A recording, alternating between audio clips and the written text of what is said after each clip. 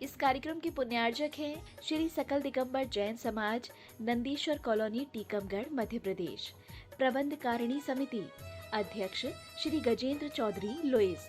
उपाध्यक्ष श्री डी.के. जैन, दयोदय। उपाध्यक्ष श्री गुलाबचंद जैन, दाऊ, मवई। मंत्री श्री विमल कुमार जैन, मालपीथा। कोषाध्यक्ष श्री अशोक कुमार जैन, आहार। सह कोषाध्यक्ष श्री कैलाश चंद्र जैन, बड़माड़ई। उपमंत्री श्री स्वरूप जैन, बाजना। उपमंत्री श्री प्रकाश चंद्र जैन, पिक्कन। ऑडिटर श्री सुरेश चंद्र जैन, दयोदय। ऑडिटर श्री सुरेश चंद्र जैन, पठा। पंच कल्याणक समिति, नंदीश्वर कॉलोनी, टीकमगढ़, मध्य प्रदेश। कार्यकारी अध्यक्ष श्री जिनेन्द्र जैन, ककड़ारी। महोत्सव निर्देशक श्री विमल जैन, इलेक्ट्रिकल्स। मुख्य संयोजक श्री शिशुपाल नायक, बाबा नायक। कार्यकारी मुख्य संयोजक श्री राजीव जैन, वर्धमान।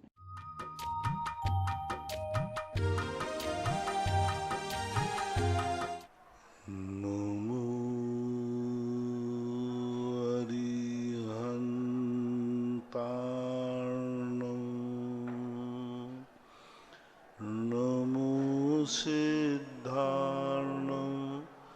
नमो आयर्याणं, नमो वज्रायाणं, नमो लोये सर्वशाहूर्णं।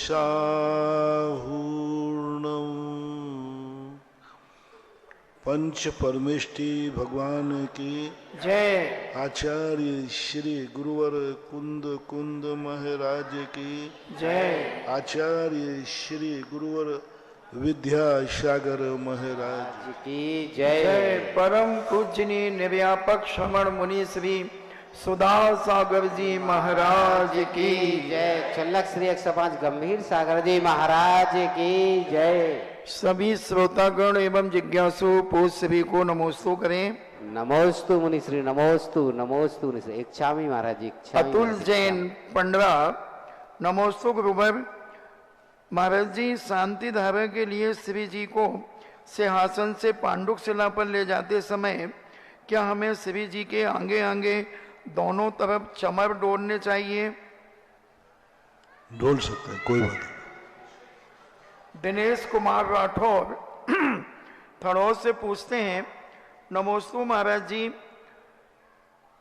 आपसे कोई भी जिज्ञासा पूछता हूं तो आप मेरी जिज्ञासाओं का विस्तार से उत्तर देते हैं, तो मेरे मन में आपके प्रति अभिमान जागृत होता है। गुरुदेव, मेरे हर प्रश्न का अच्छा उत्तर होने से मेरे मन में अभिमान पैदा होता है, तो आपके प्रति अभिमान करना और लोगों से कहना कि मेरे गुरुदेव इतने अच्छे प्रश्नों के उत्तर देते हैं, तो इससे क्या मुझे कोई पाप तो नहीं लगेगा? ये अभिमान नहीं कहलाता, ये बहुमान कहलाता है।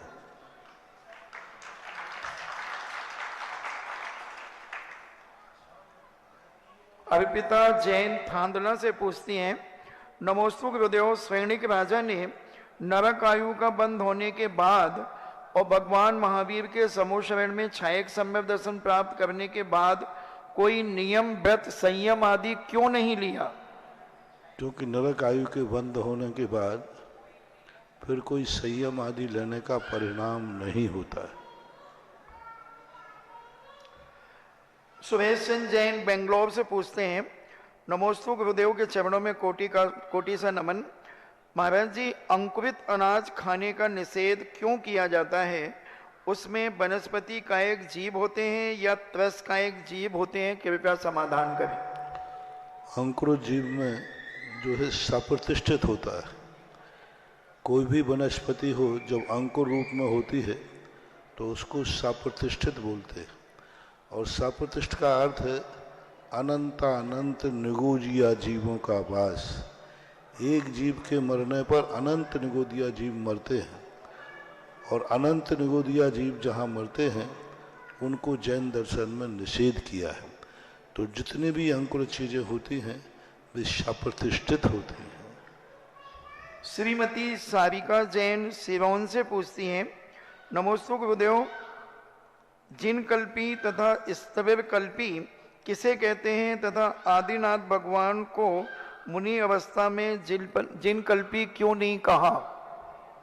जैन दर्शन में इन शब्दों का प्रयोग बहुत कुचित कजाचित ही हुआ है। जिन कल्पी और ईश्वर कल्पी, इनके एक ही होते हैं। जिन कल्पी का अर्थ होता है जो अपने जीवन में किसी भी चीज का प्रतिकार नहीं करते। जो भी जिस प्रकार की परिस्थिति आएगी वैसा ही अपना जीवन जीते।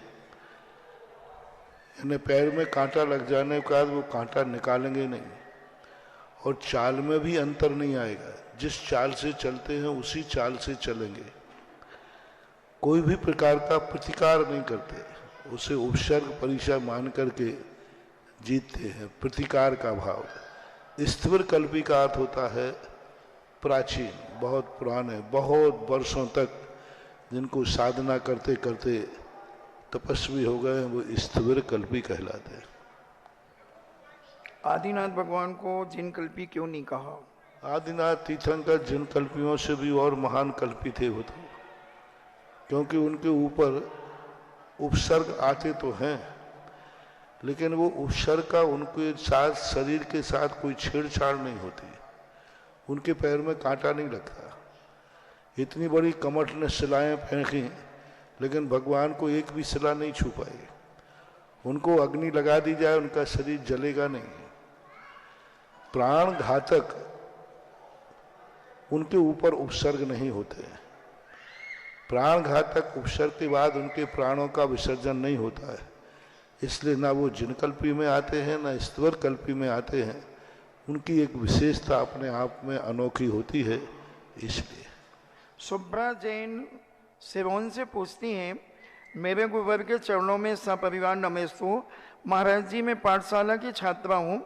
मेरी जिज्ञासा है, आचार्य श्री का एक हाइकू है, दूर भले हो निकट भेज देता है अपनापन।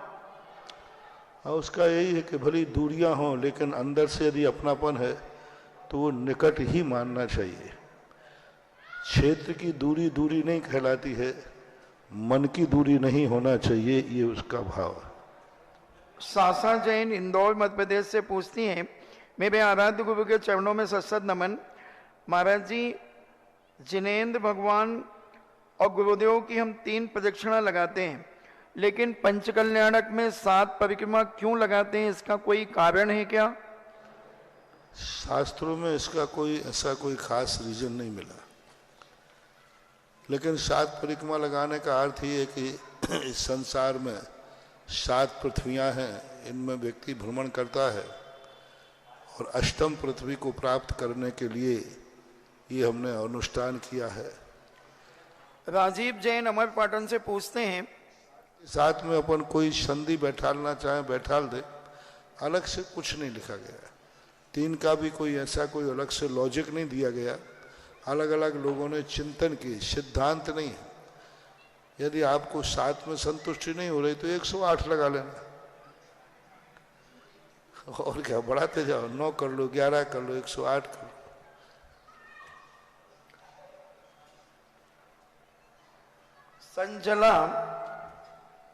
संजला मेहता बड़ा गांव महाराष्ट्र से पूछते हैं, नमोस्तु गुरुदेव, स्वयंभू रमण समुद्र में जो उत्कृष्ट अवगाहना वाला राघव मच्छ है, उसके शरीर में जितने परमाणु होते हैं उतने ही परमाणु सर्वाभ सिद्धि में 3 हाथ अवगाहन वाले देवों के शरीर के भी होते हैं क्या?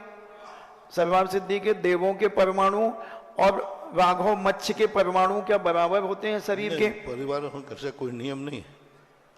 परमाणु बड़ा होने से परमाणु का कोई मतलब नहीं है। परमाणुओं की भिन्नता भिन्न भिन्न है। बैक्टीरियक शरीर चूंकि सूक्ष्म शरीर है, औदारिक शरीर से ज्यादा परमाणु बैक्टीरियक के पास होते हैं।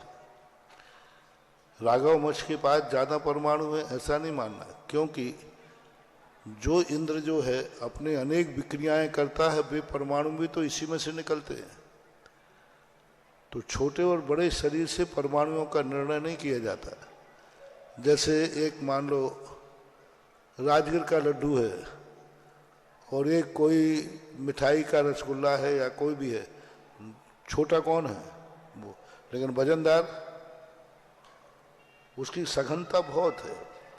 तो ऐसा है, जैसे सबसे ज़्यादा परमाणु कार्बन से छोटा होता है, कार्बन शरीर के सबसे ज़्यादा परमाणु होते हैं। इस औदारिक शरीर से अनंतानंत गुणे कार्बन शरीर के परमाणु होते हैं, जो बहुत सूक्ष्म होता है, छोटा होता है।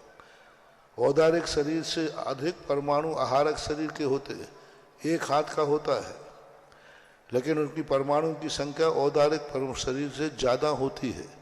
3 कोष का शरीर भी है, 500 योजन का शरीर है, तो भी ज़्यादा है, क्योंकि सूक्ष्म सूक्ष्म जैसे होते जाते हैं स्कंद, वैसे वैसे ये मत समझना कि उनके प्रदेश कम हो रहे हैं, ऐसा।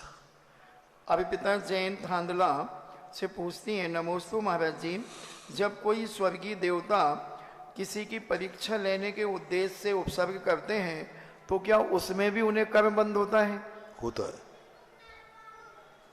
Yashwant Singhai civil line GST officer Lalitpur से पूछते हैं, नमोस्तु गुरुदेव, अपने आप को परिस्थिति में विशेष या विपरीत परिस्थितियों में बिना विचलित हुए शांत रखने के उपाय बताने की। विपरीत परिस्थितियों में विचलित हुए बिना अपने आप को शांत रखने के उपाय बताइए। वस्तु स्वरूप विचार खुशी से सब दुख संकट सहा कर। वस्तु स्वरूप का चिंतन करो, अपने आप में विचार करो कि ये प्रतिकूल परिस्थिति आई है, शायद हमारी परीक्षा के लिए आई हो, हमारे लिए कुछ सहिष्णुता की परीक्षा हो। जब जब प्रतिकूल परिस्थिति आएंगे और तुम विचलित नहीं हुए, निश्चित समझना तुम्हें कुछ ऊंचाई मिलने वाली है, कुछ ऊंचाई पे पहुंचने वाले हो, कुछ ना कुछ अच्छा होने वाला है। हर बुराई के बाद कोई अच्छाई जरूर लिखी, हर दुख के बाद कोई सुख जरूर है। टाइम लग सकता है, लेकिन कुछ विशेष फल का संकेत होता है। हमने कहा था ना, रात अंधेरी है यह मत समझना कि अंधेरा है, ये प्रभात होने की तैयारी है।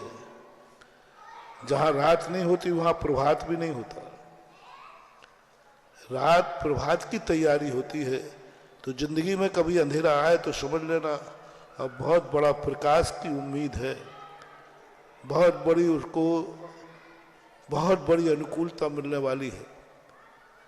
यह मान करके उसको सहन करना चाहिए बिना विचलित हुए, क्योंकि जब सामने लाभ दिखता है तो परेशानियां अपने आप कम असर वाली, कम प्रभाव वाली हो जाती है। राजीव जैन अमरपाटन से पूछते हैं, नमोस्तु गुरुदेव, 10 प्रकार के सत्य में एक जनपद सत्य होता है, इसे हम कैसे जानें? जनपद सत्य क्या है? जनपद सत्य का द्वारा जो न्याय प्रिय सज्जन आदि द्वारा जो मान्यता प्राप्त है, उस संबंध में तुम कुछ भी नहीं जानते हो, तो वहाँ के जो सज्जन लोग मानते हैं उसको सत्य मानना चाहिए। कई स्थानों पर किसी वस्तु के संबंध में अपन नहीं जानते, लेकिन वहाँ 4 लोग सज्जन लोग जो बात करते हैं उसको सत्य मान करके स्वीकार कर लेना, ये जनपद सत्य कहलाता है। अरविंद कुमार जैन जयपुर से पूछते हैं, गुरुदेव के चरणों में बारंबार नमोस्तु। वर्तमान समय में गुरुदेव कुछ पंडितों के द्वारा या जोशियों के द्वारा सटीक जन्मतिथि बताने के बाद ही उनकी समस्याओं का समाधान किया जाता है। क्या इन जोशियों को या पंडितों को अवधि ज्ञान होता है या कोई सिद्धि होती है या तंत्र विद्या के माध्यम से ये बताते हैं? ये अनुमान ज्ञान कहलाता है। डॉक्टर भी नवज देख के बता देता है कि तुम्हारे लिए क्या बीमारी है। डॉक्टर जांच से बता देता है कि इसका साइड इफेक्ट क्या है। तो निमित्त ज्ञानी जो होते हैं वे ज्योतिष के माध्यम से हमारे कर्मों की उदय उदीर्णा का अनुमान करते हैं। ना वो अवध ज्ञानी है, ना कोई विशेष जानकार, मात्र उन्हें निमित्त ज्ञान होता है। यह ग्रह इस लग्न में बैठा है और तुम्हारा इस ग्रह में जन्म हुआ था, तो इतने दिन के बाद आपके जीवन में ऐसी विपत्ति आएगी, ऐसी अनुकूलता आएगी। तो ये नक्षत्रों से अनुमान लगाया जाता है। वो अनुमान एक गणित है। उस गणित के अनुसार जैसे कह देते हैं ना महीनों पहले, आज इस साल बरसात कैसी है। अभी आई नहीं बरसात, अभी समुद्र में तूफान ही नहीं उठा है, तो भी वैज्ञानिक बोल देता है कि भाई मौसम इस बार कैसा रहेगा। तो उनके पास जो अनुमान है, सिस्टम है, उन सिस्टम को वो अंदाज लगा लेते हैं, कभी कभी फेल भी हो जाता है। इसी प्रकार ज्योतिष का भी रहता है, यदि सही ज्योतिष है तो वो कभी फेल नहीं होता। ऐसा रमेश जैन गदिया गांधीधाम से पूछते हैं, गुरुजी नमोस्तु। गुरुवर, किसी घर में कोई बेटा बेटी हो और उसका नौहन 12 दिन बाद हो तो क्या वह 10 दिन के बाद मंदिर जी में अभिषेक पूजन कर सकता है? यदि नौहन नहीं हुआ है तो नहीं कर सकेगा। 10 दिन का सूतक बराबर है, लेकिन यदि नौहन होगा तभी वो पूजन अभिषेक के योग्य माना जाता है, चाहे 12 दिन हो चाहे 15 दिन हो। रमेश जी जैन काला हैदराबाद से पूछते हैं, मुनिपुंग और निर्व्यापक मुनिश्री के चरणों में कोटि सा नमन। गुरुदेव, सहस्रनाम जाप क्या शुक्ल पक्ष में करने का विशेष महत्व है? सहस्रनाम जाप सुबह ही करना चाहिए या सायंकाल भी कर सकते हैं? किसी भी कार्य के संपादन के लिए अनेक मंगल होते हैं, वस्तु मंगल, क्षेत्र मंगल और काल मंगल। तो काल मंगल के अंतर्गत आता है, यदि वो शुक्ल पक्ष में करते हैं, प्रातः काल करते हैं, तो उसकी विशेषता तो है ही, कुछ ना कुछ तो अंतर आएगा ही आएगा। पुनीत जैन फरीदाबाद हरियाणा से पूछते हैं, नमोस्तु गुरुदेव, कुंडलपुर के बड़े बाबा का नाम कब से यह पड़ा? मुझे तो मालूम नहीं। दुनिया में जितने लोग जिंदा हैं उनके पहले था बस।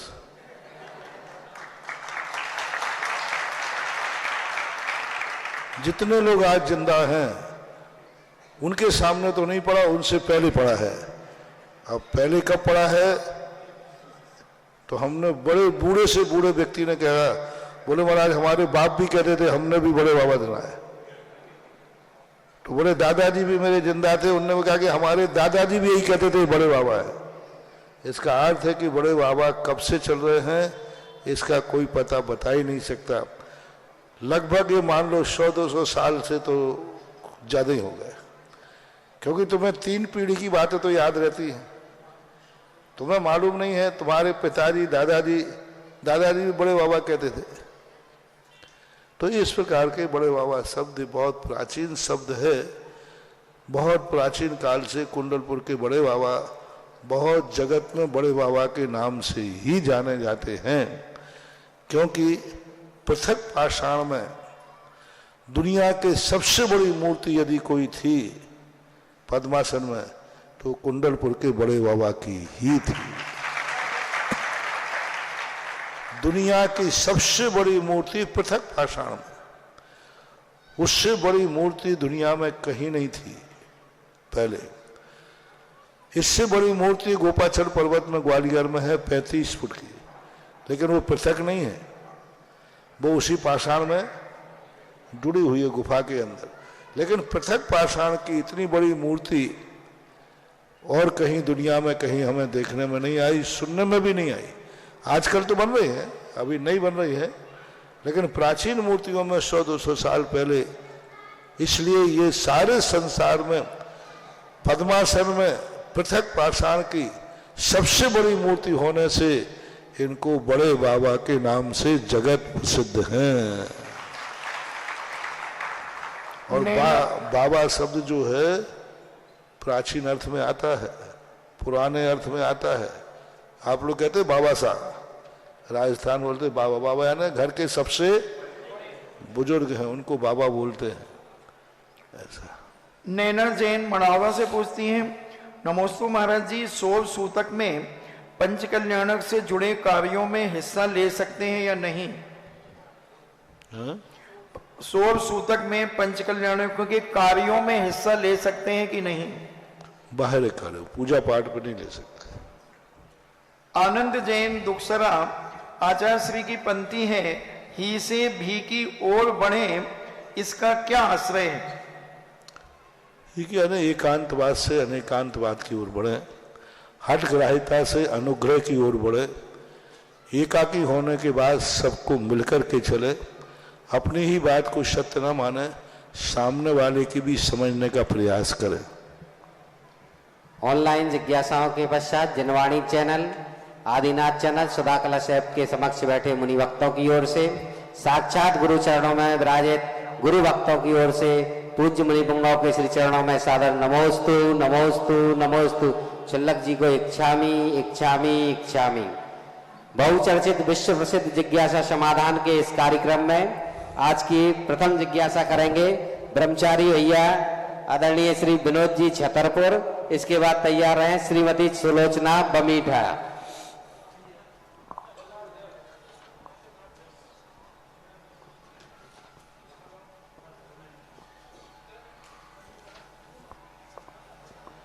महाराज जी के चरणों में कोटिशा नमोस्तु। चुल्लक जी को इच्छामी।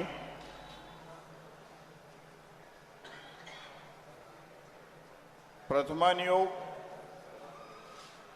में सम्यक दर्शन की जो परिभाषा उपलब्ध होती है, देवशास्त्र गुरु का श्रद्धान करना सम्यक दर्शन है।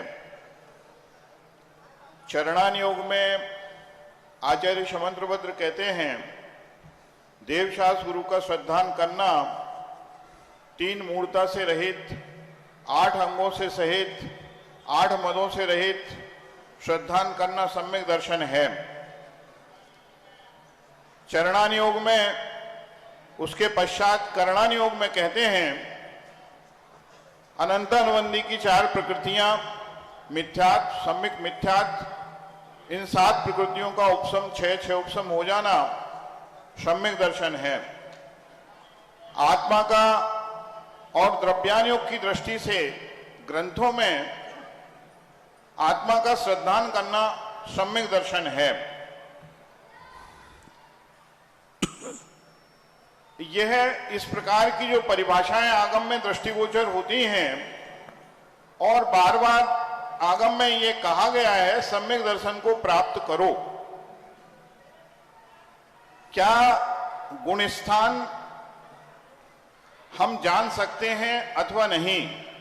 यदि चौथा गुणस्थान सम्यक दर्शन के साथ कहा गया है शास्त्रों में, तो जो प्राप्त करने की बात कही गई है उसे प्राप्त करो, उसे प्राप्त करना चाहिए, वह उसका क्या अभिप्राय है गुरुदेव, वह स्पष्ट नहीं होता। क्या वह केवली गम्य है अथवा व्यक्ति उसको जान सकता है और उसके माध्यम से आगे की समृद्धि किस प्रकार तय की जाती है, इस विषय में कृपया अपना समाधान प्रस्तुत करें। चारों अनुयोग जो हैं अलग अलग नहीं है, क्रमवार है, क्रमशः है। चारों सम्यक दर्शन क्रमशः है। ये कैटेगरी है सम्यक दर्शन तक पहुंचने की। अकेले प्रथमान युग से सम्यक दर्शन मान लेने वाला सम्यक दृष्टि नहीं, चरणान युग से मानने वाला सम्यक दृष्टि नहीं, करणान युग से मानने वाला सम्यक दृष्टि नहीं, द्रव्यान युग से मानने वाला सम्यक दृष्टि नहीं। और चारों में जो जो प्राप्त है, यदि चारों की पर्याय आत्मा में घटित होती हैं तो सम्यक दृष्टि है। जैसे सम्यक दर्शन ज्ञान चारित्र के बिना मोक्ष मार्ग, सम्यक दर्शन का नाम मोक्ष मार्ग नहीं, सम्यक ज्ञान का नाम नहीं, सम्यक चारित्र का नाम नहीं, ये तीनों की समष्टि का नाम मोक्ष मार्ग है। इसी प्रकार सम्यक ज्ञान कौन सा है? प्रथमान युग का ज्ञाता है इसलिए, चरणान युग का ज्ञाता है इसलिए, जो चारों अनुयोगों का ज्ञाता है वही सम्यक ज्ञानी है। चारों अनुयोगों के कथित सम्यक दर्शन आत्मा में उत्पन्न होता है तो ही सम्यक दृष्टि है। प्रथमान युग का अर्थ इतना ही है कि जो मैं मान रहा हूं, जो मैं चल रहा हूं, मेरे से पूरब भी पहले में चल चुके हैं, बस इतना ही है प्रथमान युग। जो मार्ग पर हम चल रहे हैं मैं अकेला ही नहीं चल रहा हूं, इसके पहले भी अनंत चल चुके हैं, ये स्वीकार करना प्रथमान युग है। चरणान युग का अर्थ है कि कैसे चले वो, हमसे पूरब चले हैं लेकिन वो कैसे चले, कैसी दीक्षा ली थी, कैसा केवल ज्ञान प्राप्त हुआ था, कैसा किया, तो इसका नाम चरणान युग है। तो जो व्यक्ति प्रथमान युग और चरणान युग का सम्यक दर्शन प्राप्त नहीं कर पाता है वो कर्णानुग के सम्यक दर्शन का अधिकारी हो ही नहीं सकता। और जो कर्णानुग का सम्यक दर्शन प्राप्त नहीं कर सकता उसे द्रव्यानुग का सम्यक दर्शन हो ही नहीं सकता। ऐसा नहीं है कि द्रव्यानुग का सम्यक दृष्टि कोई हो गया, 3 अनुयोगों का सम्यक दृष्टि नहीं, मिथ्या दृष्टि है वो। तो चारों अनुयोगों के सम्यक दर्शन एक साथ होना चाहिए। तीनों क्रम है, सबसे पहले वह निर्णय करेगा, सब फिर बाद में जाकर, क्योंकि सम्यक दर्शन जो है अनभ्यस्त है और उस प्रकृति का सिद्धांत है अनभ्यस्त विषातु परतः अभ्यस्त विषातु श्रुतः। तो सम्यक दर्शन चूंकि अनभ्यस्त होने से हमें पर का आलम्बन लेना ही पड़ेगा, जिसे देव शास्त्र गुरु बोलते हैं, क्योंकि अनभ्यस्त है। और जब अनभ्यस्त है तब तक कर्णानुयोग के हमारे अंदर घटित नहीं होगा। चरणानुयोग प्रथमानुयोग का कितना भी सम्यक दर्शन कर ले, कितना भी श्रद्धा कर ले, लेकिन कर्णानुयोग का सम्यक दर्शन प्राप्त नहीं हुआ है तो वो सम्यक दृष्टि है ही नहीं। और कर्णानुयोग का जिसे सम्यक दर्शन हो जाता है, नियम से द्रव्यानुयोग का सम्यक दृष्टि है ही, कोई रोक ही नहीं सकता उसे, क्योंकि कर्णानुयोग का सम्यक दर्शन जो है द्रव्यानुयोग में कथित वस्तु तत्व पर उसका श्रद्धान होना ही चाहिए। इसलिए ये चारों अनुयोग के सम्यक दर्शन अलग अलग नहीं है, ये क्रमवार है। पहले यह, पहले यह, फिर यह, इन चारों को मिला करके ही सम्यक दृष्टि होता है। चतुर्थ गुण स्थान हमारे ज्ञान का विषय नहीं है, हमारे ज्ञान का विषय है चरणानुयोग का सम्यक दर्शन।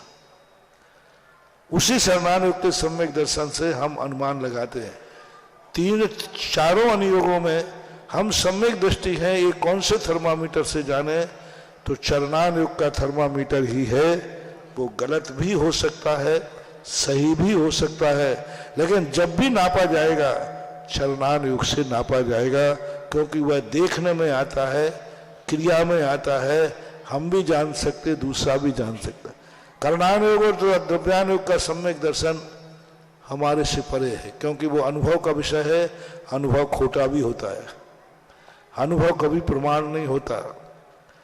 जैन आगम ने अनुभव को कहीं प्रमाण नहीं माना, तर्क को प्रमाण माना, आगम को प्रमाण माना, प्रत्यक्ष को प्रमाण माना, लेकिन अनुभव को प्रमाण नहीं माना। तो अनुभव के लिए जो बातें हैं, क्योंकि अनुभव भिन्न भिन्न भी होता है, इसलिए गुणस्थान कौन सा है ये निर्णय केवली भगवान के अलावा कोई नहीं जान सकते। अवधिज्ञानी भी जानेंगे तो अनुमान से जानेंगे कि इसके इतनी कसायों का उदय नहीं है, इसलिए यह इस गुणस्थान वर्ती है। वो कर्म से जानेंगे, डायरेक्ट नहीं जान सकते। डायरेक्ट जो पर्याय जाने वाले हैं वो केवली भगवान ही जानते हैं। ऐसा धबला पुस्तक 11 की वाचना के समय प्रसंग आया था। कितने सम्यक दृष्टि लोग हैं जो अपने आप को मिथ्या दृष्टि मानते हैं, जो मिथ्या दृष्टि मानते हैं, क्योंकि द्रव्यानुयोग उनने पढ़ा, द्रव्यानुयोग में लिखा सम्यक दृष्टि वही है जो आत्मा का अनुभव कर रहा है। परमाणु मित्यंपि रागादीनम तु विज्जते जस्य न विजान गोदु अप्पा भयम तु सब्बाग मधुरो भी। एक परमाणु मात्र भी राग है तो वो सम्यक दर्शन नहीं, आत्मा की अनुभूति करने वाला नहीं। तो वो तो कहता मैं तो बहुत सारा राग करता हूं तो मैं मिथ्या दृष्टि हूं, लेकिन है वो सम्यक दृष्टि, क्योंकि वो उसने अपनी तुलना उत्कृष्ट कथन से कर ली तो मिथ्या दृष्टि बन गया। कितने मिथ्या दृष्टि हैं जो अपने आप को सम्यक दृष्टि मानते हैं, क्योंकि मेरा देवसायत गुरु पर श्रद्धान है तो सही, मैं सच्चे देवसायत गुरु को मानता हूं, लेकिन हो सकता है कि वो मिथ्या दृष्टि हो, क्योंकि सच्चे देवसायत गुरु पर श्रद्धान करने मात्र से सम्यक दर्शन की पूर्णता हो जाए ऐसा नियम नहीं। सम्यक दर्शन की प्रोसेस है। मटका बनता है, किसी ने लौंधा बना लिया, लौंधा बनने के बाद वो मटका बनेगा ये कोई नियम नहीं है, लेकिन मटका बनने के लिए लोस्ट बनना जरूरी है। चाक पर रख दिया तो चाक पर रखने से वो घड़ा बन ही जाएगा ऐसा नियम नहीं, बिथल भी सकता है। तो इसी प्रकार ये सम्यक दर्शन मानना चाहिए। प्रथमानुयोग का होने के बाद सम्यक दृष्टि हो ही जाएगा, नहीं बिथल सकता है। चरणानुयोग के बनने के बाद वो बिगड़ सकता है, हो कोई जरूर नहीं। कर्णानुयोग के बनने के बाद फिर वो बिगड़ नहीं सकता, क्योंकि वो तो प्राप्त होता ही है। जिज्ञासा करें श्रीमती सुलोचना जी, इसके बाद तैयार रहें नवीन मलैया जी झांसी। परम पूज्य मुनि श्री 108 सुधा सागर जी महाराज को मेरा मेरे बमीठा परिवार की ओर से त्रैबार नमोस्तु नमोस्तु नमोस्तु। मुनि छुल्लक श्री गंभीर सागर जी महाराज जी को त्रैबार इच्छामी इच्छाई। हे गुरुदेव, मेरी यह जिज्ञासा है कि प्रथम तीर्थंकर ऋषभ देव के समय जिन मंदिरों का निर्माण हुआ था या नहीं? ऋषभदेव भगवान के समय जिनेन्द्र भगवान के जिनालय बने थे कि नहीं? जिनेन्द्र भगवान के जिनालयों का उल्लेख मिलता है, उस समय मिलता है जिस समय शास्त्रों में आया है कि जब 6 महीने पूर्व ऋषभदेव की नगरी को, अयोध्या को कुबेर के द्वारा साकेत नगरी बनाया गया, उस समय सबसे पहले कुबेर ने उस नगर के मंदिर में जिनेन्द्र देव के मंदिर की स्थापना करने की बात कही है कि जिनेन्द्र देव के मंदिर की स्थापना की गई। उसके बाद नगरी को कहा गया है, ऐसा उल्लेख वर्तमान युग ग्रंथों में मिलता है 6 महीने पहले से। तो इससे सिद्ध है कि जिनेन्द्र भगवान की स्थापना हुई थी। और अकृत्रिम चैत्यालय आदि तो थे ही, कृत्रिम जो है सबसे ज्यादा कृत्रिम चैत्यालयों की रचना भरत चक्रवर्ती के द्वारा विशेष रूप से प्रदर्शित की गई है। जिज्ञासा करें नवीन मलैया जी, इसके बाद तैयार हैं श्रीमती सुषमा मलैया। महाराज श्री के चरणों में नमोस्तु नमोस्तु नमोस्तु। छुल्लक जी के चरणों में इच्छामी। महाराज श्री, जब हम कभी भारत में तीर्थ वंदना पे जाते हैं तो हमारा पहला कदम रखते ही हमें एहसास हो जाता है कि पूज्य महाराज श्री किस पर चरण पड़ चुके हैं। एकदम से उस क्षेत्र के विकास को देख के महसूस हो जाता है, जानकारी लेते हैं तो पता भी चलता है। तो महाराज श्री, ये हम श्रावकों का ऐसा कौन सा पुण्य होता है कि एक सूखी बंजर जमीन को देख के आपके मन में एक कल्पना आ जाती है, फिर वो मूर्त रूप ले लेती है और फिर हम लोग देख के उसको आश्चर्यचकित रह जाते हैं। अब वो तुम्हें विश्वास है कि महाराज जी आए हैं तो क्षेत्र का विकास तो होना ही होना है। और विकसित क्षेत्र देख लेते हो तो तुम अनुमान लगा लेते हो नियम से अन्यथा विकसित। तो ये अंदाज है, आपकी श्रद्धा और विश्वास की बातें हैं। कभी कभी व्यक्ति जान लेता है कि इस प्रकार के कार्यों के प्रति महाराज की रुचि है और वो इसको कुछ ना कुछ रूप अच्छा देते हैं, इस कारण से आपका भाव। पूज्य गुरुदेव, पूरा विश्व आज इस बात को जानता है कि जिस बंजर भूमि पर पूज्य मुनि पुंगव श्री सुधा सागर जी महाराज ने, तीर्थ चक्रवर्ती ने बीज वपन की बात कही है, उस पर वह बीज ऐसा अंकुरित और फलीभूत होता है कि वह विश्व में कहीं और नहीं हो सकता है। उसकी जो विख्याति होती है, उसकी जो ख्याति होती है, वो यशोदय तीर्थ जिस तरह से आज हमारा विकसित हो रहा है, पूरे विश्व में आज यशोदय तीर्थ की चर्चा हो रही है कि मेहरौनी वालों ने ललितपुर की 6000 घर की समाज, टीकमगढ़ की 3-3.5 घर की समाज और मेहरौनी गुरुजी की भाषा में गांव की 300 घर की समाज भी कह रही है नहीं, काम तो गुरुजी के स्तर पर ही होगा। पूज्य मुनि पुंगव की जैसी भावना है, उसी भावना के अनुसार कार्य होगा, उसी स्तर का काम होगा। ये तीर्थ भी विश्व स्तर का तीर्थ हम बनने जा रहे हैं। ये सब पूज्य गुरुवर की दृष्टि है। उनके बंजर भूमि में बीज वपन की जो उन्होंने एक परिकल्पना की है, वह आज सिद्ध होने जा रही है। जिज्ञासा करें श्रीमती सुषमा जी, उसके बाद तैयार रहें अरविंद मिठिया जी।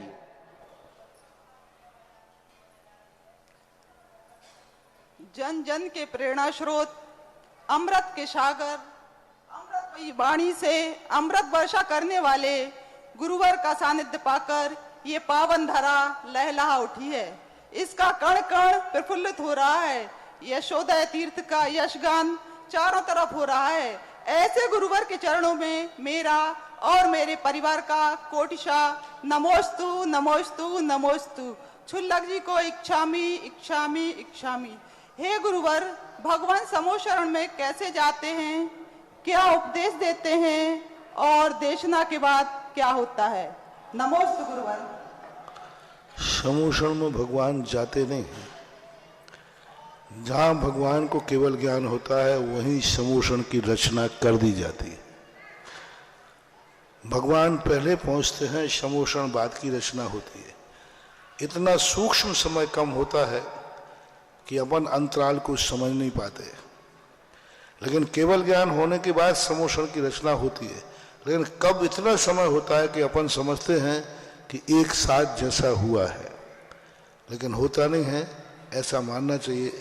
और भगवान समोषण में बैठते हैं। समोषण 5000 धनुष ऊपर लगता है, 20,000 सीढ़ियाँ जिसकी होती हैं चारों दिशाओं में, और भगवान पांडुक गंधकुटी के ऊपर 4 अंगुल ऊपर विराजमान रहते हैं।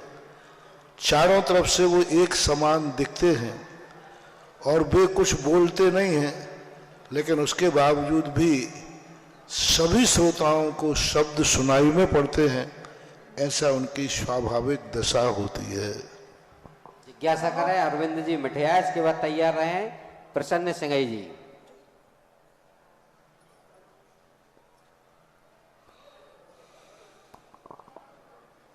यशोदा तीर्थ क्षेत्र पर जो योजनाएं गुरुदेव के आशीर्वाद से संचालित हैं। नमोस्तु गुरुवार, नमोस्तु नमोस्तु। संरक्षक सदस्य की राशि 1 कलश की निर्धारित की गई है। ये राशि सभी जो है 5 वर्ष में देय है। परम संरक्षक की राशि 5 कलश की है। शिरोमणि संरक्षक की कलश की राशि 11 है।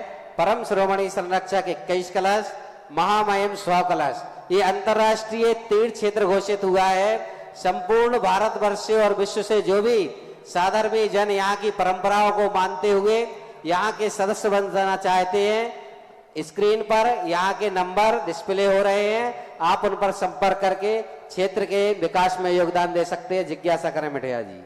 नमोस्तु महाराज जी। ठीक एक समय महाराज मुनि महाराजों का आना होता है और ठीक उसी समय अभिषेक का समय होता है मंदिर जी में। तो सबसे पहले क्या करें भगवान, ठीक महाराज जी का विहार होते हुए आना होता है और ठीक उसी समय अभिषेक का समय होता है। तो इसमें कौन सी क्रिया पहले करें भगवान? और एक जो भय है, भय से क्या सम्यक दर्शन, सम्यक ज्ञान, सम्यक चारित्र हो सकता है क्या महाराज जी? आपने उसी समय तुम्हारे यहाँ नहाने का समय होता है और उसी समय ब्याई जी आ जाएं तो क्या करोगे? रिश्तेदार यदि आ जाएं तो क्या करोगे? वही नहाने का समय है और वही तुम्हारे रिश्तेदार आने, तो क्या करते हो? चड्डी पहन के उन्हीं के सामने पहुंच जाते हो या नहाते हुए उनको ले लेते हो? कैसी बात है? एडजस्ट करना चाहिए। पता चल गया कि भाई रिश्तेदार आ रहा है, थोड़ा जल्दी नहा लो, बाद में नहा लो। ऐसे मौके पर कमा समाज बैठ करके अभिषेक थोड़ा जल्दी कर लेगी। यदि आज हम नहीं पहुंचते तो अजितनाथ भगवान का अभिषेक और लाडू कितने बजे चढ़ता? 8 बज जाते, 9 बज जाते, आराम से चढ़ाते, 10 बज जाते। लेकिन तुमने कहा कि नहीं महाराज जी के सानिध्य में करना है, तो लो साहब हम जब पहुंचे 6 बजे ही मंदिर में सब बैठे हुए मिले, 6:30 बजे। और 6:30 बजे और 7:30 बजे तक लाडू भी चढ़ गया, शांतधारा भी हो गई, अभिषेक भी हो गया और 8 बजे प्रवचन चालू हो गया। ये एडजस्ट किया कि नहीं किया? अब एडजस्ट करना चाहिए। ये करें कि वो करें, दोनों करो। जिज्ञासा करें प्रसन्न सिंगई जी। पूज्य गुरुदेव की अनुकंपा से तीर्थ पर संरक्षक सदस्यों की बहुत नाम आ रहे हैं और लोगों में बड़े अपूर्व प्रसन्नता हो रही है। श्री दिनेश कुमार जी मलैया आते जाएं, आप लोग श्रीफल भेंट करके आशीर्वाद ग्रहण करें। निशांत जैन चक्की वाले, श्री नरेंद्र खजुरिया सनी, श्री ऋषि खजुरिया, श्री कपिल कुमार बुखारिया, श्री संजीव कुमार सराफ, श्री रानू बवीना वाले दिल्ली, श्रीमती दीप्ति जैन, श्री राहुल बुखारिया, डॉक्टर विक्रम बहादुर शेतपुर वाले, श्री आलोक कठोरिया, श्री सुनील कुमार गड़ौली, श्री महेंद्र कुमार सिंगई बाबा, श्री राजू कठरिया, श्रीमती निर्मला जितेंद्र बिलौआ, श्री राकेश कुमार अनूप कुमार सराफ, श्री अभिनंदन कुमार बाजा कॉमेडी वाले, डॉक्टर राजकुमार सिलावन वाले, श्री महेंद्र कुमार मलैया सागर, श्री मानस मलैया लखनऊ, श्री अजित डोंगरा अध्यापक, श्री शुभम सराफ, श्री अशोक पायवाले, श्री विनय सिंगई। आ जाएं आप लोग, जिज्ञासा करें। प्रसन्न सिंगई जी, इसके बाद तैयार रहें श्रीमती सुषमा जैन टेक्सास अमेरिका। पूज्य गुरुवर के चरणों में अनंतों बार नमोस्तु नमोस्तु, और छुल्लक महाराज जी के चरणों में इच्छामी इच्छामी इच्छामी। गुरुवर, मेरा ऐसा है कि सन 91 में जब आपका प्रथम चरण इस क्षेत्र पर पड़ा था तो एक पुराना और असंतुलित क्षेत्र था। आपकी अनुकंपा से आपके द्वारा जब चरण पड़े तो एक भव्य विद्यालय का निर्माण हुआ। इसके बाद पंच कल्याणक भी आपके सानिध्य में हुआ, और वर्तमान में यशोदय तीर्थ का उदय आपके चतुर्थ आगमन के समय हुआ। ऐसा हम सबका पुण्योदय है।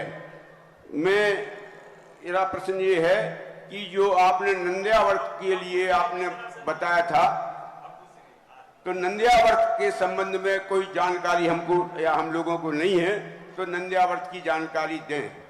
एक और मैं कहना चाहता हूं कि जैसे अभी ये प्रश्न आया था कि आदिनाथ भगवान के पहले जैन धर्म था या नहीं था, तो चूंकि भूतकालीन 24 है तो इससे सिद्ध है कि अपना जैन धर्म बहुत प्राचीन है और आदिनाथ से भी पहले का था। पहली बात है, जो पहला प्रश्न में त्रिकाल 24 तो है ही, होती ही है। और आप पहला प्रश्न क्या पूछे थे?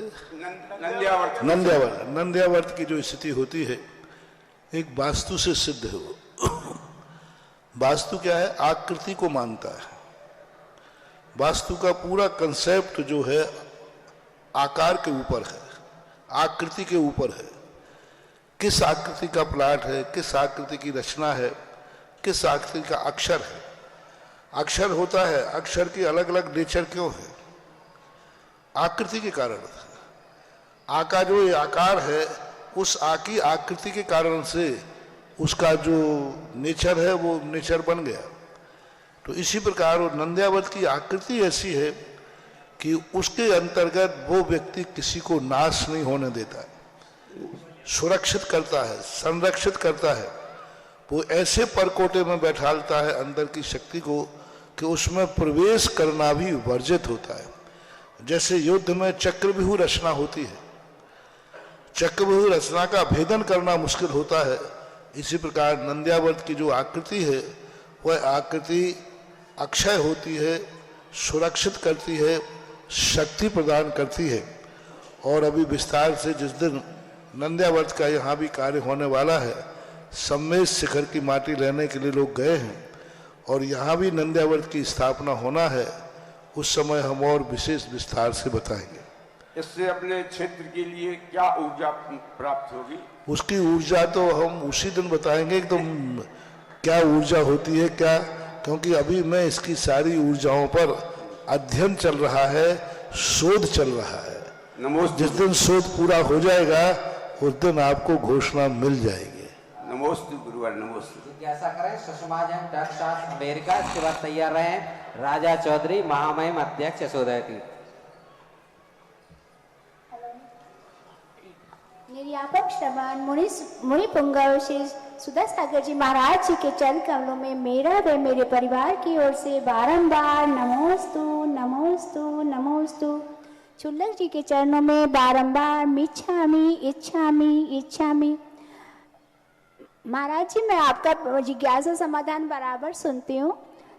आजकल मेरे पास एक प्रश्न बराबर उठता है, जैसे हम अपने यहाँ घरों में काम वाली होती हैं या खाना बनाने के लिए भी रखते हैं, तो उनकी हमें जाति पाति पहले तो पता नहीं चलती है। तो महाराज जी अभी बात करें,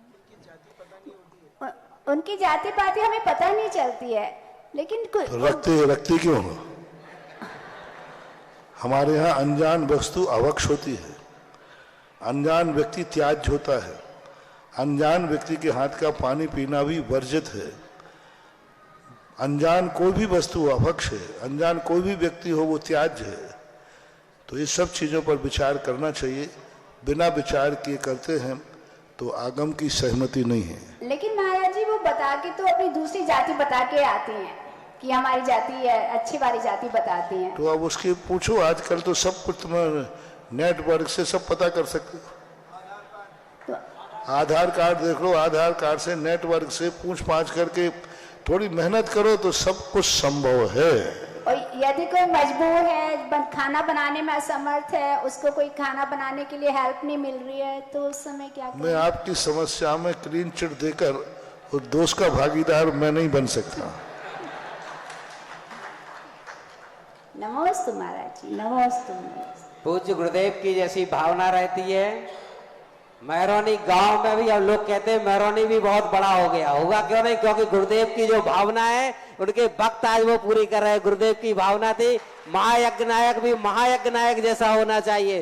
पूज्य गुरुदेव के आहार दान का जिन्हें आज सौभाग्य मिला है, उन्होंने आज 55 कलश 55 श्रीफल की राशि में विधान के महायज्ञ नायक बनने का सौभाग्य प्राप्त किया है, जिसमें गजरत की फेरी भी रहने का आज हमें सौभाग्य गुरुदेव ने आशीर्वाद दिया है कि अब मामूली नहीं होगा महरौनी का कार्यक्रम, इसमें भी गजरत की फेरी होगी, जैसी बुंदेलखंड की फेरी नहीं गजरत होगा, गजरत ही होगा पूरा, ऐसी इसमें भावना हुई है। देखो इसमें पहले तो विधान था, अब तुमने देखो क्या होता है। ओम शांति। यदि तुम पहले इतना उत्साह दिखा देते तो मात पंच कल्याण गजरत होता। तुमने धीमी ट्यूबलाइट जलाई तो हमने कहा पहले विधान कर लो। अब विधान में तुमने उत्साह दिखाया कि पंचगणक हो गया, अब पंचगणक के बाद उत्साह दिखाया कि गजरत हो गया है, क्योंकि गजरत तो महायज्ञ नायक के बिना तो रथ चल नहीं सकता। पंच कल्याणक तो हो सकते, रथ नहीं हो सकता। और रथ की जो परंपरा यहाँ है, जो रथ चलाता है वो उसकी गरिमा तो होना ही चाहिए। आजकल लोग उपाधियों को बहुत सस्ता कर दिया। संगाई संगाई उपाधि दी जाती थी जब पूरा गजरत पूरा पंचकल्याणक वो कराता था। आज उतना नहीं करो तो कम से कम इतनी राशि तो दो कि पंचकल्याणक का खर्चा तो निकल जाए। तो अब कोई आजकल 2 लाख में 5 लाख में सिंगाई की उपाधियां लोग बांट रहे। 5 लाख में भी कोई बनाएगा है तो चलो बन जाओ तुम सिंगाई, 5 लाख तो लाए तो सही। ये सब गलत हो रहा है। गरिमा होना चाहिए, उनके दान की गरिमा होना चाहिए, और समाज बैठ करके सिंगाई की उपाधि देती है तो उसका दान भी गरिमापूर्ण होना चाहिए। 2-2, 5-5 लाख रुपए में आजकल कोई किसी को सिंगाई बना देता है, किसी को समाज सिंगाई बना देता है। तो ये परंपराएं अच्छी नहीं है। अभी आचार्य सिंह ने 5 करोड़ रुपए की घोषणा करने वाले को श्रीमंत सेठ की बात कही, तो कम से कम 5 रथ का गजरत का खर्चा तो निकाल दिया। ऐसे ही अब तुम्हारे यहाँ सिंगाई तो ये है ही, अब गजरत जब चलेगा तब इनको सवाई सिंगाई की उपाधि मिलेगी। अब रथ चलेगा, यदि रथ में चूचू हो गए तो चूची सवाई सिंगाई, और हाथी बिचक गया तो बिचके सवाई सिंगाई। अब ऐसे अच्छा भावना करो कि बहुत अच्छे सवाई सिंगाई बने, ऐसी भावना के साथ। बहुत अच्छा, आज इनका बहुत अच्छा भाव, बहुत उत्साह हुआ। पूज्य गुरुदेव 2000। अब देखो पूरे गजरत पंचकल्याण का आज गजरत के जितने लोग प्रभावना होगी वो सारा श्रेय इनको जाएगा, क्योंकि इन्होंने उस पंचकल्याण की रौनक ही बदल दी संकल्प के साथ। बहुत अच्छा। पूज्य गुरुदेव महरौनी की ट्यूबलाइट धीरे धीरे इसलिए उठती है कि 2013 में आपने थोड़ा सा टच किया था, कुछ समय दे दिया होता तो वो जब से उठी होती, लेकिन वो करंट आज तक बचा है। ऐसे परिवार जिन्हें महायज्ञ नायक बनने का सौभाग्य प्राप्त हुआ है, जो महरौनी के पहले सवाई सिंगाई बनेंगे यहाँ के कार्यक्रम में होकर के।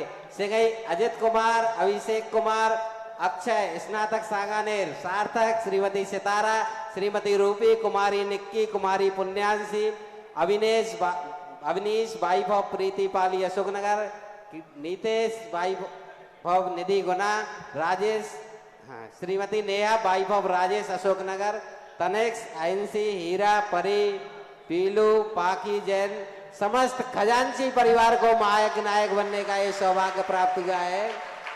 जब से गुरुदेव इनके महायज्ञ नायक बनने की घोषणा हुई है तो सांगानेर वाले मुझे फोन कर रहे हैं स्नातक कि अक्षय खजांची जी तो आबा में नौकरी कर रहे थे, खनिया दाने में मैनेजर की कर रहे थे, तो पूज्य गुरुदेव ने ऐसी क्या इन पे सिद्धि कर दी है कि ये इतने इतने बड़े दान दे रहे हैं, हम लोगों को भी बताने की कृपा करें गुरुदेव।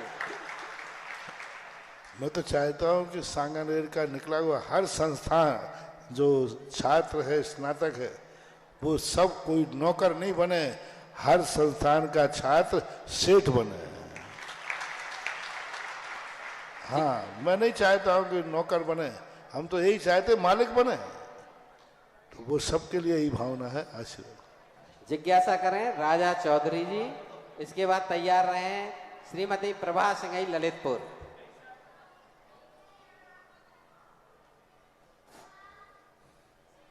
पूज्य गुरुवर के श्री चरणों में यशोदय तीर्थ क्षेत्र कमेटी दिगंबर जैन समाज मेहरौनी का बारंबार नमोस्तु नमोस्तु नमोस्तु। छुल्लक जी के द्वय चरणों में बारंबार इच्छामी इच्छामी इच्छामी। गुरुवर, आपके जीवन से हम लोगों ने धर्म बहुत सीखा, सब कुछ बहुत सीखा, लेकिन एक अनोखी चीज आपसे सीखने को सारे भारतवर्ष को मिलती है कि दृढ़ इच्छा शक्ति क्या होनी चाहिए। वो आपको देख के ही समझ में आ सकता है कि कितना भी बड़ा कार्य हो, कितनी भी बड़ी परेशानी हो, दृढ़ इच्छा शक्ति के आगे सभी नतमस्तक हो जाती हैं। छोटे छोटे क्षेत्रों को, छोटे छोटी समाजों को महाराश्री अगर बड़े सपने देख के तीर्थ बनाना सिखाया किसी ने, तो वो आपने। संपूर्ण देश में छोटे छोटे मंदिरों का अतिशय देखकर आपने उनको तीर्थ क्षेत्र घोषित कर दिया गुरुवर। एक तीर्थ क्षेत्र आपने हमारी मेहरौनी धरा को भी दिया, यशोदय तीर्थ क्षेत्र। महाराश्री, तीर्थ क्षेत्र का स्वरूप क्या होता है? क्योंकि अकेले यशोदय तीर्थ क्षेत्र के ऊपर तो गुरुवर अभी जिन बिंब विराजमान है, जिनालय विराजमान है, भविष्य में अभी 24 बन रही है। आगे इसका स्वरूप क्या होना चाहिए? देखो, अपन लोग तीर्थों की वंदना करते थे तो सोचते थे कि अरे ये तीर्थ कैसे लोगों ने बनाया होगा, पपोरा जी आदि कैसे लोगों ने बनाया। लेकिन अपने भाग्य हैं कि अपन पुराने तीर्थ नहीं, नए तीर्थ कैसे बनते हैं आंखों से देख रहे हैं। मंदिर में और तीर्थ में अंतर होता है। मंदिर एक अपनी आवश्यकताओं की पूर्ति के लिए बनाया जाता है, अपने आवश्यकों को पालन करने के लिए बनाया जाता है। अपने लोगों के स्वयं 10 लोग 50 लोग मोहल्ले के गांव के मिलकर के हमारी देव दर्शन विधि षड आवश्यक पलते रहें, इस उद्देश्य से बनाया जाता है। तीर्थ बनाया जाता है सारे जगत के कल्याण के लिए। सारे जगत से हम संबंध कैसे बनाए? धार्मिक संबंध। दुनिया से तुम संबंध बनाते हो शादी विवाह करके, कहीं के परिवार आपसे जुड़ जाते हैं। हम धार्मिक साधर्मियों को कैसे जुड़ें? एक दक्षिण में रह रहा है, एक उत्तर में रह रहा है, एक यहाँ रह रहा है। धर्मात्मा सारे भारत में बिछड़े हुए हैं। अब इनको हम कैसे एक क्षेत्र पर बनाएं जिससे हम उसका एक मात्र साधन है तीर्थ क्षेत्र। तीर्थों के माध्यम से हम अपने साधर्मी को अपने निकट में बुला सकते हैं। और तीर्थ की विशेषता होती है वहां अनेक जिनालय हों, मूर्तियां ऐसी अतिशयकारी हों जो सारे जगत की श्रद्धा बन जाए। और जब ऐसे तीर्थ बनाओगे तो मंदिरों के साथ साथ हमारे यहाँ जैसे सम्यक दर्शन ज्ञान चारित्र के बिना मोक्ष मार्ग नहीं, ऐसा अकेला जो देव को मानता है वो सम्यक दृष्टि नहीं,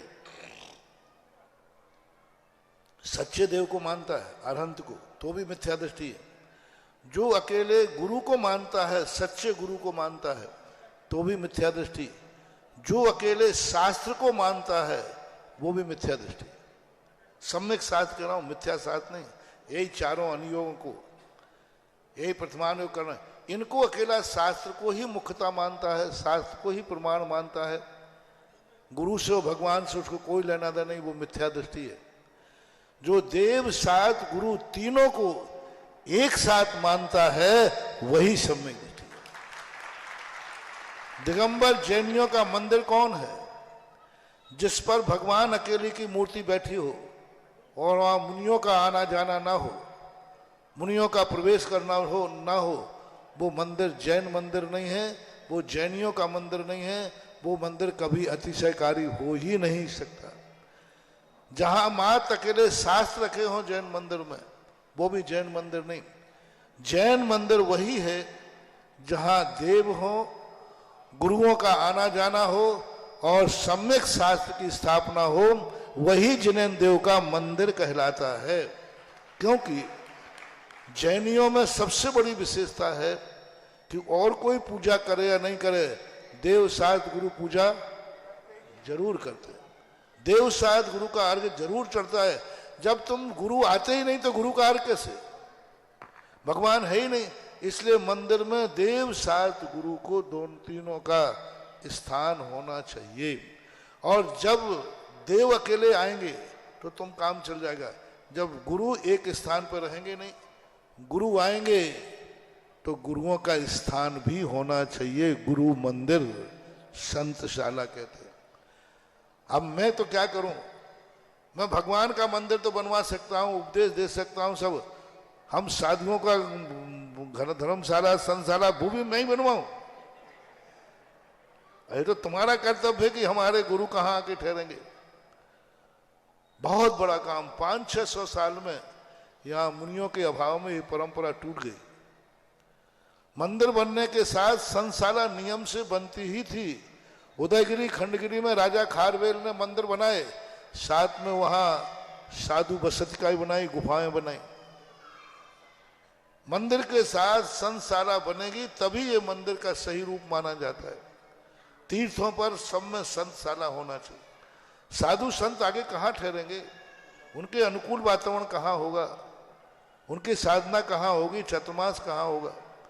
और महानुभाव, संतशाला में एक कमरा तुमने बनाया, पूरी संतशाला बनाई तो अभाग्य है कि भाई साधु संत जहां रुकेंगे ऐसी संतशाला भवन का कोई निर्माण करता है तो वो मंदिर से कम नहीं है, वो गुरु मंदिर कहलाता है।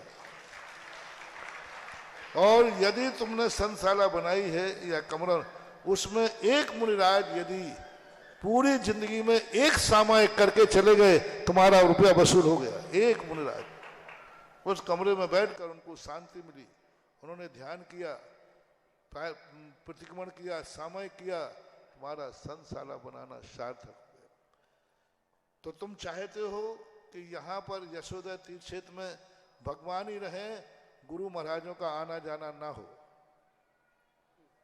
अरे नहीं गुरुदेव, तो आना जाना नहीं हो तो तुम संतशाला बिल्कुल मत बनाना। महाराज आएंगे, इधर से आएंगे और इधर गुरुदेव आज ही रुके हैं, तो फिर संतशाला की स्थापना जरूर होना चाहिए। और जब साधु आएंगे तो साधुओं के भक्त भी आएंगे। दूल्हा आएगा तो बारात भी, और साधु आएंगे तो भक्त भी आएंगे। तो भक्तों की धर्मशाला भी होना चाहिए। जहां धर्मशाला हो, संतशाला हो और जिनेन्द्र देव का जिनालय हो, उसे पूर्ण तीर्थ क्षेत्र कहा जाता है। अकेला मात मंदिर है तो पूर्ण नहीं है, अधूरा है। तीनों एक साथ होना चाहिए। यात्री भी आएगा तो उसकी व्यवस्था, उसी का नाम तो तीर्थ है। अब ये यशोदय मंदिर नहीं रहा, यशोदय तीर्थ हो गया। यहाँ सारे भारत के यात्री आएंगे। धर्मशाला, संतशाला, ये दोनों चीजें मंदिरों के साथ हर तीर्थ पर होना चाहिए, जरूरी है। क्योंकि यही हमारे धर्म की, श्रमण संस्कृति की ध्वजा। साधु संत आएंगे तो इन क्षेत्रों की महिमा बढ़ेगी, समाज में सुधार होगा, ऐसा मानना चाहिए। गुरुदेव एक जिज्ञासा और थी, भोजनशाला में दान देने का क्या पुण्य लाभ होता है? देखो, दो दान होते हैं। एक होता है उत्कृष्ट दान, एक होता है मध्यम दान, एक होता है जघन्य दान। उत्कृष्ट दान तो उत्तम पात्र को दिया जाता है, मुनिराज। दूसरा पात्र होता है पंचम गुण स्थान वर्ती, 2 प्रतिमा से लेकर आरिका, एलक, शुल्लक तक। तीसरा होता है साधर्मी। तीर्थ क्षेत्रों पर आने वाले लोगों के लिए, गुरु महाराज के चतुर्मास में आने वाले भक्तों के लिए, लाखों लोगों को, बारातियों को तुम भोजन करा लेना। और एक गुरु दर्शन के लिए आए हुआ एक यात्री को भोजन करा देना, वो लाखों या बारातियों से ज्यादा श्रेष्ठ होगा। एक यात्री, क्योंकि वो किस पर्पस से आया है यहाँ, उद्देश्य क्या है? गुरु के दर्शन करने आया है, किस उद्देश्य से आया है? भगवान के दर्शन करने आया है। उद्देश्य उसका क्या है? तीर्थ पर आने का उद्देश्य क्या है उसका? चतुर्मास में आने का, गुरु के दर्शन कराने से। यानी गुरु के दर्शन करने जो आया है उसके भोजन में भी दान देना, ये गुरु को दान देने से भी कम नहीं है, ज्यादा तो नहीं कहूंगा। महाराज को दान नहीं दे पाए, लेकिन जो महाराज का दर्शन करने आया है उस भक्त को भी भोजनशाला में दान देना। उन भक्तों को भी चतुर्मास होते हैं, साधु रुकते हैं, साधु आते हैं। अब जैसे अभी यहाँ आ रहे हैं, बाहर के यात्री आ रहे हैं, और जिनकी तरफ से ये भोजन व्यवस्था चलेगी जिस दिन, उस दिन जो महाराज के दर्शन करके जितना लाभ ले गए, जिसका खाया है छठवां भाग तो उसे खाते जाएगा ही। जिसकी तरफ की भोजन, जिस दिन जिसकी तरफ से भोजन व्यवस्था है, आने वाले ने जो लाभ लिया है वो पूरा लाभ। जैसे मैंने कहा था ना, मैं अकेला प्रवचन दूंगा माइक से तो इतनी महरोनी सुनाई पड़ेगी। अब ये लाइव जो चला रहे हैं ना, एक एक महीने का दान दे करके, अब इनको पुण्य कितना लगेगा? मेरे प्रवचन देने का जो पुण्य है मात्र 300 350 घरों को लाभ, लेकिन जो लाइव चला रहे हैं ये पूरे विश्व के लाखों लोगों को चला रहे हैं, इनका पुण्य कितना है? महाराज को आहार दान दिया एक बार, लेकिन महाराज के जो दर्शन करने आए हैं उनके लिए भी भोजन दान जो देते हैं। महावीर जयंती का जुलूस निकलता है, उस जयंती में जुलूस में जो तुम भोजन कराते हो, किनको? साधर्मी को, वो दान से कम नहीं है। कोई महोत्सव होता है, आप लोग भोजन व्यवस्था बोलते हो, और तीर्थ क्षेत्रों पर भी नियम ले सकते हो कि भाई मेरे तीर्थ क्षेत्र पे आएगा, कोई भी व्यक्ति आएगा, मेरा अन्न पानी खा के जाएगा। अभी तक भारत में एक तीर्थ क्षेत्र है जहां के एक परिवार ने संकल्प किया है कि मेरा तीर्थ पर जो भी व्यक्ति आएंगे मेरा अन्न पानी खा के जाएंगे। वह है राजस्थान में सुदर्शनोदय तीर्थ क्षेत्र आमा, कोटा के एक पूरनमल जी हर्षौरा परिवार है। आज कम से कम 5 साल से ऊपर हो गए। उसके पहले 10 साल तक छावड़ा परिवार जयपुर के, 5 साल उनको नियम बना हुआ है कि इस क्षेत्र पर जितने भी तीर्थयात्री आएंगे सब मेरा अन्न पानी ग्रहण करके शांतिनाथ भगवान का दर्शन करेंगे। निःशुल्क भोजन व्यवस्था चलती है, और ऐसी सुंदर भोजन व्यवस्था सशुल्क भी नहीं चलती। अब बोलो वो व्यक्ति कितना पुण्य कमा रहा है।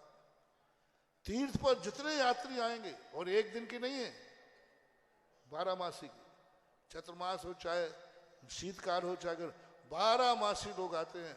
अभी तक तो हमने जहां तक सुना है पहले तीर्थ क्षेत्र में निःशुल्क व्यवस्था, और वो भी एक परिवार से, चंदा चिट्ठा से नहीं, एक एक दिन का नहीं, पानडी इकट्ठी करके नहीं कि चलो भाई चंदा चिट्ठा इकट्ठा कर लेते हैं। एक परिवार के द्वारा चल रही है और बड़े शान से चल रही है। इस प्रकार से ऐसे तीर्थ क्षेत्रों पर होना चाहिए। हर तीर्थ क्षेत्र पर एक एक सेठ ऐसा कहे, एक एक तीर्थ क्षेत्र सेठ ले ले सब कि तीर्थ पे आकर के हमारी भोजन व्यवस्था रही। एक नहीं ले सकते हैं तो एक एक महीना ले में 12 लोग ले ले में, 12 लोग नहीं ले सकते हैं तो 24 लोग ले ले में, 24 लोग नहीं ले सकते हैं तो 365 दिन लोग ले ले कि चलो भाई हम एक व्यक्ति नहीं कर सकता है, एक एक दिन की कर लो। एक दिन के फलाने व्यक्ति की तरफ से जो भी तीर्थ पर यात्री आएगा उसकी तरफ से भोजन व्यवस्था होगी। पूरे चतुर्मास आदि होते हैं, और दानों से भी बड़ा दान कि चातुर्मास में जितने मेरे गुरु के दर्शन करने लोग आएंगे सबकी भोजन व्यवस्था। मान लो पूरी नहीं कर पाओ तो एक एक महीने के कर लो, नहीं कर पाओ तो ये कर लो कि एक दिन की तो मेरे भोजन की था, मेरे गुरु के दर्शन करने जो आएगा एक दिन मेरा अन्न पानी खा के जाएगा। तो ये बहुत बड़ी आदर्श परंपराएं हमारे शास्त्रों से सम्मत हैं। साधर्मी को वात्सल्य भोज कहते हैं, साधर्मी, और वो भी धर्म के निमित्त से, धर्म कार्यों में शामिल होने वाले को ये भोजन की व्यवस्थाएं बड़े प्राचीन काल की, चाहे वो महावीर जयंती हो, चाहे विधान हो, चाहे पंचकल्याणक हो, चाहे साधुओं का गमनागमन हो, ये सब आदर्श हैं। हर व्यक्ति को इस पर, जब भी तुम्हारा कोई भी ऐसा धार्मिक कार्यक्रम हो और दान दे सको या नहीं दे सको, लेकिन भोजन व्यवस्था में जरूर तुम्हारा पार्टिसिपेट होना चाहिए। जब तक तुम्हारे गुरु महाराज आए तो और कोई सबमिट करो या नहीं करो, आहार दान जो भक्त लोग आए उनको जरूर करना चाहिए, क्योंकि ये तुम्हारी सांसारिक समृद्धि का मूल स्रोत है।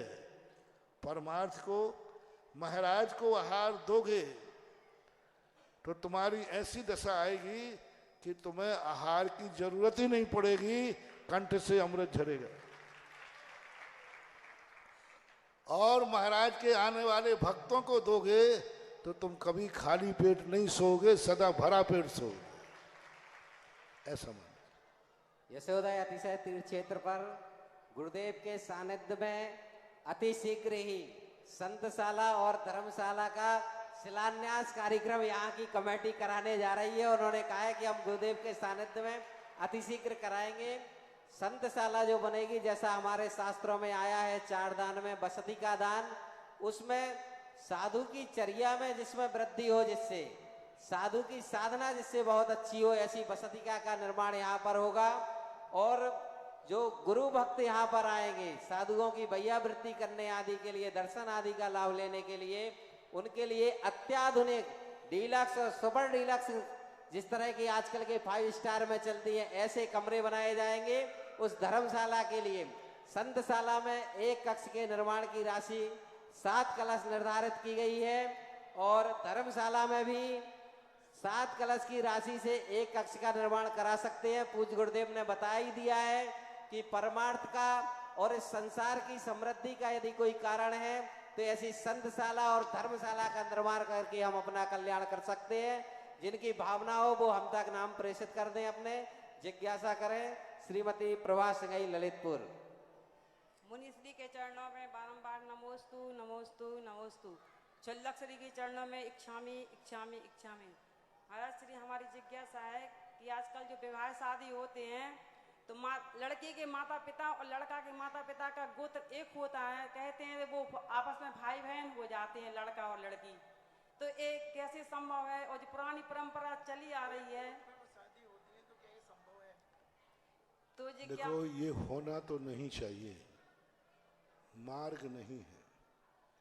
एक गोत्र में आजकल डॉक्टर लोगों ने भी इस बात पर शोध किया है, एक गोत्र में होने से उसके आने वाली संतान पर बड़ा दुष्प्रभाव पड़ता है। आने वाली संतान के शरीर में ऐसे हार्मोन्स उत्पन्न हो जाते हैं जो जिंदगी में सुखी नहीं रह सकते, नाना प्रकार की बीमारियों का घर बनता है।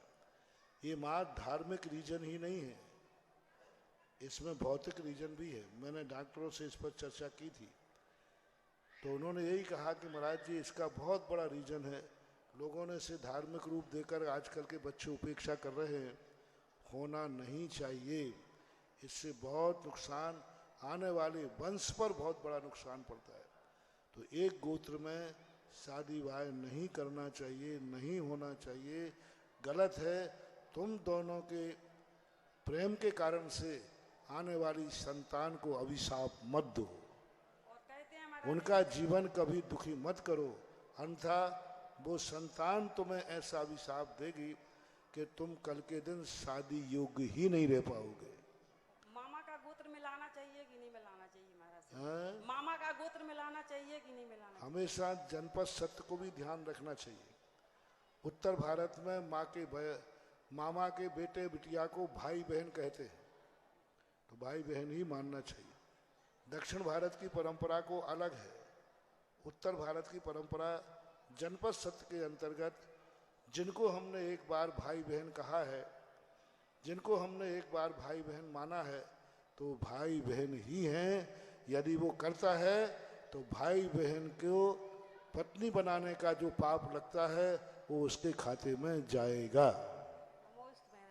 पूज्य श्री, आपके मुखारविंद से निकला तो यशोदा तीर्थ क्षेत्र की कमेटी आपसे निवेदन कर रही है कि हम शीघ्र ही इस क्षेत्र पर एक भोजनशाला का, भव्य भोजनशाला का भी निर्माण करेंगे। आपके आशीर्वाद से उसका शिलान्यास भी अति शीघ्र होगा, ऐसी भावना यहाँ की कमेटी उभा रही है।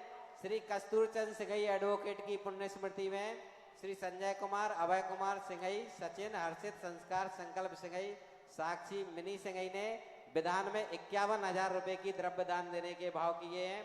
अष्टकुमारी में जो नाम प्राप्त हुए हैं 51,000 इसकी राशि है। और जो देना चाहते हैं शीघ्रता से अष्टकुमारियों के नाम दे दें, क्योंकि माता की नियोगनी क्रियाएं करने का सौभाग्य इन्हीं अष्टकुमारियों को मिलता है। कुमारी आनिशा सिंघई डॉटर ऑफ श्री पंकज सिंघई आ जाएं, आशीर्वाद ग्रहण करें। कुमारी प्राजुल गुनगुन मिठिया डॉटर ऑफ श्री वीर बहादुर मिठिया आ जाएं, आशीर्वाद। संरक्षक सदस्य में नाम प्राप्त हुआ है श्रीमती श्री सुनील कुमार सिंघई सैदपुर वाले आए और पूज्य श्री का आशीर्वाद ग्रहण करें। महायज्ञ नायक बनने में सगुन के रूप पर 5 कलश की राशि यहाँ पर कमेटी को भेंट कर रहे हैं महायज्ञ नायक परिवार से श्रीमती सितारा रूबी जैन, नेहा जैन, वाइफ ऑफ राजेश जैन, तनिष्क जैन, पाली अशोकनगर, सत्येंद्र कुमार जैन पड़मा, सपना जैन पड़मा आ जाए आप लोग और राशि भेंट करें। समस्त खजांची परिवार, अजित कुमार जी, अभिषेक जी, अक्षय जी, सब लोग आ जाएं। भोजनशाला के लिए एक माह के लिए 51,000 रुपए की गुप्त दान में राशि आई है। करतल ध्वनि से ऐसे दानदाता का हम सम्मान करें। 51,000 रुपए गुप्त दान में। पूज्य निर्यापक श्रवण मुनि पुंगव श्री सुधा सागर जी महाराज की मंगल आरती का सौभाग्य कौन प्राप्त करना चाह रहा है आज? 5151 रुपए, 5151 रुपए आ जाए। आप अपनी राशि भेंट करें महायज्ञ नायक पर। 5151 रुपए 1, 5151 रुपए 2, भाव बनाए। और कोई? 5151 बढ़ाओ, 51 से अरे 11 करो कम से कम खजांची जी। 11,111 रुपए, 11,111 रुपए 1, 2 और 11,100 रुपया 3। ये सौभाग्य भी प्राप्त हुआ है। कोषाध्यक्ष जी आप आ जाइए, यहाँ राशि ग्रहण कर लें। कोषाध्यक्ष जी, ये सौभाग्य भी महायज्ञ नायक खजांची परिवार को प्राप्त हुआ है। आज उन्होंने पूज्य गुरुदेव की मंगल आरती का भी सौभाग्य प्राप्त किया है। आरती दे दे श्रीमान अजित कुमार जी, अभिषेक कुमार निर्माण मंत्री, अभिषेक जैन, समस्त खजांची परिवार आए गुरुदेव की मंगल आरती करें।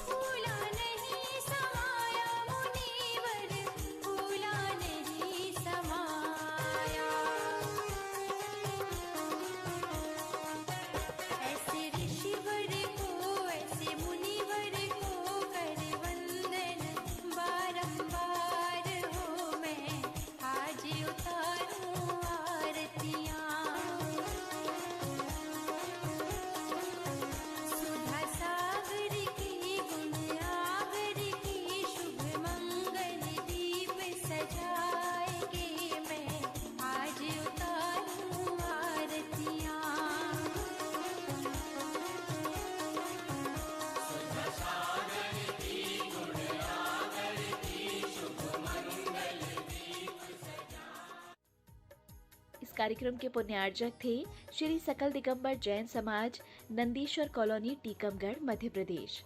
प्रबंध कारिणी समिति अध्यक्ष श्री गजेंद्र चौधरी, लुइस। उपाध्यक्ष श्री डी.के. जैन, दयोदय। उपाध्यक्ष श्री गुलाबचंद जैन, दाऊ, मवई। मंत्री श्री विमल कुमार जैन, मालपीथा। कोषाध्यक्ष श्री अशोक कुमार जैन, आहार। सह कोषाध्यक्ष श्री कैलाश चंद्र जैन, बड़माड़ई। उपमंत्री श्री स्वरूप जैन, बाजना। उपमंत्री श्री प्रकाश चंद्र जैन, पिक्कन। ऑडिटर श्री सुरेश चंद्र जैन, दयोदय। ऑडिटर श्री सुरेश चंद्र जैन, पठा। पंच कल्याणक समिति, नंदीश्वर कॉलोनी, टीकमगढ़, मध्य प्रदेश। कार्यकारी अध्यक्ष श्री जिनेंद्र जैन, ककड़ारी। महोत्सव निर्देशक श्री विमल जैन, इलेक्ट्रिकल्स। मुख्य संयोजक श्री शिशुपाल नायक, बाबा नायक। कार्यकारी मुख्य संयोजक श्री राजीव जैन, वर्धमान।